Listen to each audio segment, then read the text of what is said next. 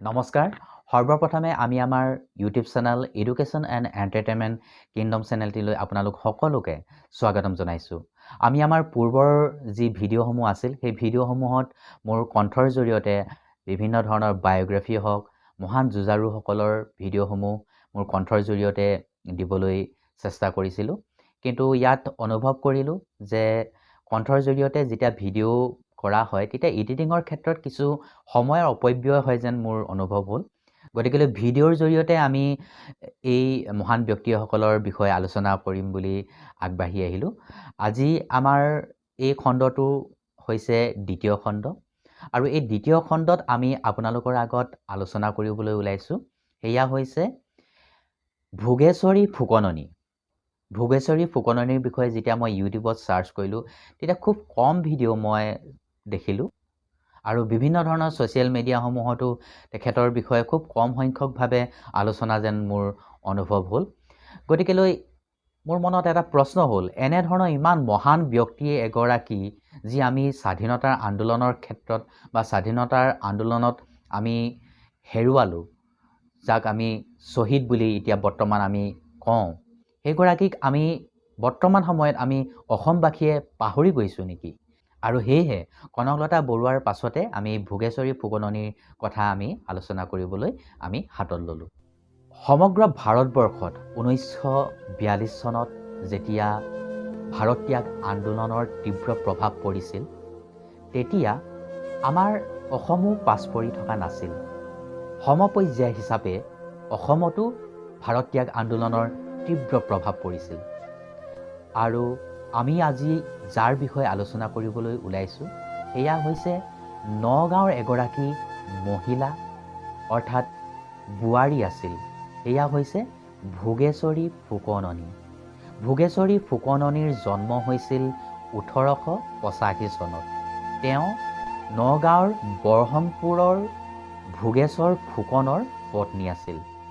8গৰাকী সন্তানৰ মাতৃ হৈও নগাঁৱৰ যি মহিলাসকলৰ আন্দোলনকাৰী দল আছিল সেই আন্দোলনকাৰী দলৰ নেতৃত্ব বহন কৰিছিল এই ভোগেশ্বৰী ফুকননিয়ে। 1942 চনৰ 25 আগষ্টৰ দিনা আন্দোলনৰ তীব্ৰ প্ৰভাৱ পৰিছিল।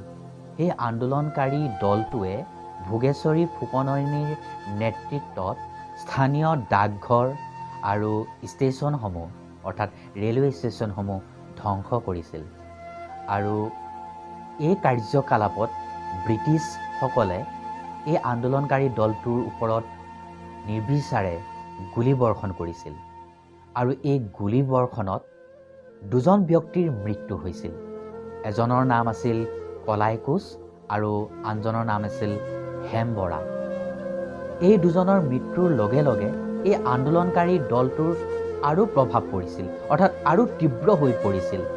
এই আন্দোলনকাৰী দলটোৱে পুনৰ এখন জোঙাল বলসুত থকা দলং নষ্ট কৰিলে আৰু লগে লগে ব্ৰিটিছে এই আন্দোলনকাৰী দলটোক পিছা কৰি পুনৰ গুলীবৰ্ষণ কৰিল আৰু এইবাৰ হেমুৰাম পাটৰ, বিষ্ণুৰাম বৰদলৈ আৰু তিলকৰাম ডেকা 3জন ব্যক্তি গুলীয়াই হত্যা কৰিলে।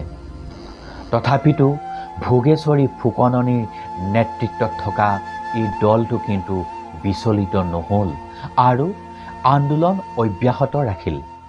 কিছুদিনৰ পাছত এই আন্দোলনকাৰী দলটোৱে পুলিচৰ পৰা এটা শিবিৰ উদ্ধাৰ কৰিবলৈ সক্ষম হৈছিল আৰু এই শিবিৰটো উদ্ধাৰ কৰি উৎফুল্লিত হৈ তেওঁলোকে এটি ভোজৰ আয়োজন কৰিছিল আৰু সেয়া আছিল 1942 চনৰ 18 ছেপ্টেম্বৰৰ দিনা।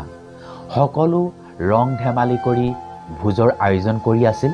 তেনেতে কেপ্টেইন ফিনিছৰ নেতৃত্বত এটা পুলিচৰ দলে আহি এই ভোজৰ স্থলীত সকলো ব্যক্তিৰ ওপৰত লাঠি চালনা কৰি লগে লগে গাঁৱৰ সমূহ যুৱক যুৱতী ডেকা বুঢ়া সকলো তিৰংগা পতাকা লৈ হাতত ওলাই আহিল আৰু ব্ৰিটিছৰ সৈতে হতাহতি হৈছিল। এই হতাহতি হৈ থকাৰ মাজতে গাঁৱৰে এজন যুৱক ৰত্নাৱাল নাম আছিল। ৰত্নাৱালৰ তিৰংগা পতাকাখন কেপ্টেইন ফিনিছে কাঢ়ি লৈছিল আৰু লগতে ৰত্নৱালক মাটিত বাগৰাই দিছিল। এই কাৰ্য দেখি ভোগেশ্বৰী ফুকননী তীব্ৰ উত্তেজিত হৈ পৰিল আৰু ধৈৰ্য হেৰাই সেই তিৰংগা পতাকাখনৰ লাঠিডালে কেপ্টেইন ফিনিছৰ মুখমণ্ডলত এটি প্ৰচণ্ড খোজ মাৰি দিছিল।